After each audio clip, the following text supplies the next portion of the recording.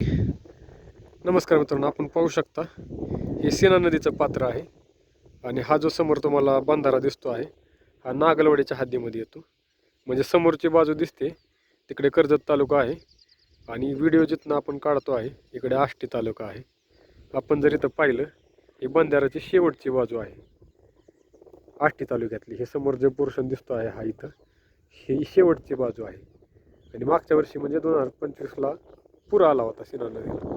आणि आपण जर पाहिलं तर ही शेवटची बाजू आहे आणि तिथून थोड्या अंतरावरती आम्ही इथं उभं राहिलेलो आहे. आणि जर आपण बारीक लक्ष दिलं तर आपण पाहू शकता की अशा प्रकारे एवढं क्षेत्र पूर्ण कापून गेले पाण्याने. एवढा मोठं भयंकर पाणी वाहत होतं आणि नदी दुथडी भरून वाहत होती. दुथडी भरून म्हणजे त्याच्यावरून वाहत होती.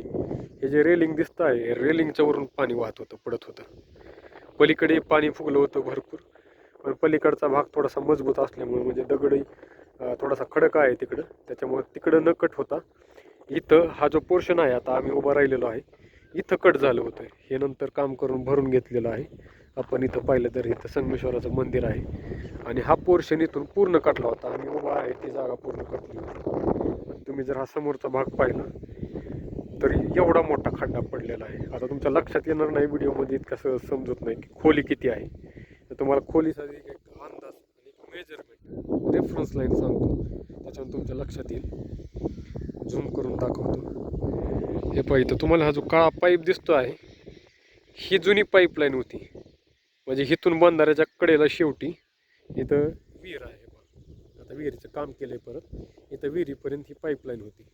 आणि तुम्ही जर इथं पाहिलं तर पाईपलाईन आपण सर्वसाधारणपणे, आणि तुम्ही इथं जर पाहिलं तर ही पाईपलाईन आहे जुनी. तुम्हाला दाखवलं इकडे आता विहिरीचं काम केलेलं आहे त्या विहिरीपर्यंत गेलेली पाईपलाईन आहे. आणि सर्वसाधारणपणे पाईपलाईन 3 ते 4 फूट, कमीत कमी 4 फुटापर्यंत पाईपलाईन असते.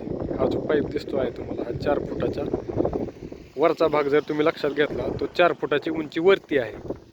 आणि आता मी तुम्हाला झूम इन करून दाखवतो, म्हणजे मोठ्या भागात दाखवतो. तुम्ही पाहू शकता हा जर अंदाज घेतला पाईपाच्या वरचा पोर्शन 4 फुटाचा पकडला, खाली जर तुम्ही पाहिलं तर एवढा मोठा खोल खड्डा झालेला आहे. म्हणजे कदाचित विहिरीपेक्षाही जास्त खोल भाग वाहून गेलेला आहे. पूर्ण माती, कसलीही माती राहिली नाही. आणि इथं मला वाटतं जमीन मालकानं कदाचित वाळूसाठी काढण्यासाठी प्रयत्न केलेला आहे. म्हणजे त्यांनी पाहिलं आहे वाळू आहे की नाही, दिसते आहे वाळू. आपण पाहू शकता हे पाहिजे खड्डा घेतला. म्हणजे इथं जर वाळू काढली तर कल्पना करा किती खोल हा भाग होईल. म्हणजे अप्रत्यक्षरित्या म्हणायचं गेलं तर 7 कोरा झाला असं आपण म्हणू शकतो. कारण हे कधीच भरून काढू शकत नाही. तुम्हाला मी पूर्ण व्ह्यूमध्ये दाखवतो. अशा प्रकारे हा भराव टाकलेला आहे. भरपूर मोठे मटेरियल नागलवाडी ग्रामपंचायतच्या हद्दीमध्ये असणाऱ्या पाण्याच्या तळ्यामधनं उपसून हिथं आणून भाग टाकलेला आहे. भरपूर मोठं, भरपूर दिवस काम चालू होतं. आणि आपण समोर जर लक्ष दिलं तर आपण पाहू शकता एवढा मोठा भाग वाहून गेला आहे.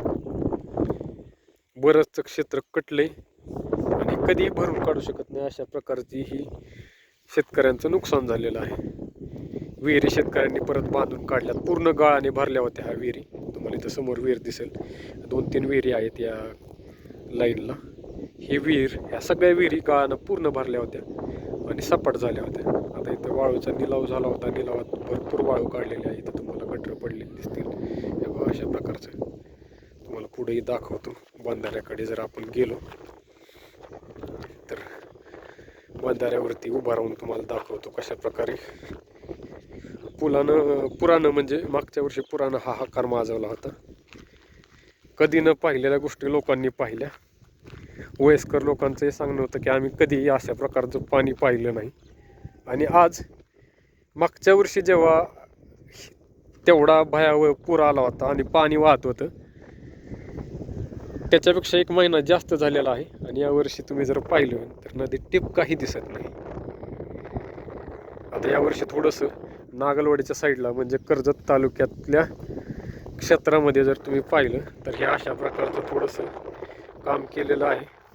पायाभरणीचं काम थोडंसं इथं दगडाच्या माध्यमातून केलेलं आहे. जेणेकरून जर यावर्षी असं काही झालं किंवा भविष्यात तसं काही झालं तर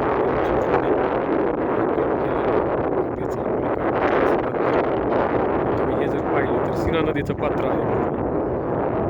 इथंच पलीकडे दुसरी एक नदी येते. दुसरी नदी म्हणजे या संगमेश्वराच्या मागच्या बाजूनं कडी नदी येते. आणि वरती जे पात्र दिसतं आहे ते सीना नदीचं पात्र आहे. या दोन्ही नदीच्या संगमावरती हे तुम्हाला जे दिसतं आहे हे महादेवाचं मंदिर आहे, म्हणजे संगमेश्वराचं मंदिर आहे. आणि हा जो भाग दिसतो आहे ही सांगवी म्हणतात त्याला. सांगवी नावाचं गाव इथं आहे, जे आष्टी तालुक्यामध्ये येतं. आपण पाहू शकता हे सगळा भराव भरलेला आहे आणि काम झालेलं आहे. पण यावर्षी पावसानं पूर्ण पाठ फिरवली आहे. कसलाही टिपका नदीमध्ये दिसत नाही आहे. म्हणजे नदीचे 12 महिने अशीच अवस्था असते. फक्त मागच्याच वर्षी एवढं पाणी आलं होतं, नाहीतर नदीला जास्त काही पाणी राहत नाही. वाळू काढतात लोक, वाळू काढल्याच्या नंतर हे खड्डे भरलेले असतात. याच्या पलीकडे नदीचं जास्त काही पाणी नसतं. पण मागच्या वर्षी मात्र नदीनं हा आकार केला होता. कडी नदीला पूर होता आणि त्याचा पाण्याचा बॅकफ्लो म्हणजे कडी नदीला पूर आल्यामुळं त्याचं पाणी सीना नदीमध्ये मागे सरकलं होतं आणि मागे भरपूर पाणी रानांमध्ये पाणी गेलं होतं. म्हणजे नदीचं पात्र सोडून पाणी नदीच्या पात्राच्या बाहेर होतं सीना नदीमध्ये. आपण पाहू शकता समोर तुम्हाला दिसेल इथे वाळूचे ढिगारे पडलेले आहेत. लिलावामधून वाळू काढलेली आहे. भरपूर सारीशी वाळू अजूनही पडून आहे. लिलाव बंद झालेला आहे तरी वाळू आहे तशी मोठे ढिगारे लागलेले आहेत. आणि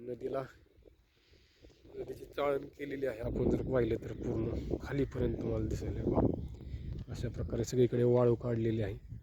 असे भली मोठी खड्डे पडलेले आहेत. पाऊस आला जोराचा, पाणी जर जोरात वाहिलं तर हे थोडंसं पूर्ववत होईल. म्हणजे त्याला काय म्हणतात, वाळू काढून चाळून दिल्याच्या नंतर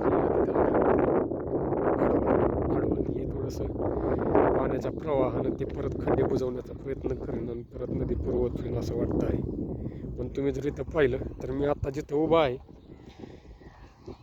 हे पाहू शकता. नदी विहीर होती, ही नदीमध्ये विहीर होती आणि विहिरीच्या अगदीच बाजूला तिथून रान होतं या शेतकऱ्याचं. आणि हे रान आता तुम्ही जर पाहिलं तर एवढा मोठा भाग पूर्ण कटून गेलेला आहे. भरपूर मोठं नुकसान झालेलं आहे जे कधीही भरून न निघणार आहे. शेती करणं शक्य नाही असंच वाटतं आहे. म्हणजे अशक्यप्राय आहे शेती करणं. वाळूचे पैसे जरी झाले, वाळू जरी विकली तरी शेती मात्र कायमची नष्ट झाली असं म्हणता येईल. आपण पाहू शकतो इथं पाईपलाईन होत्या भरपूर साऱ्या. तुम्हाला आणखी झूम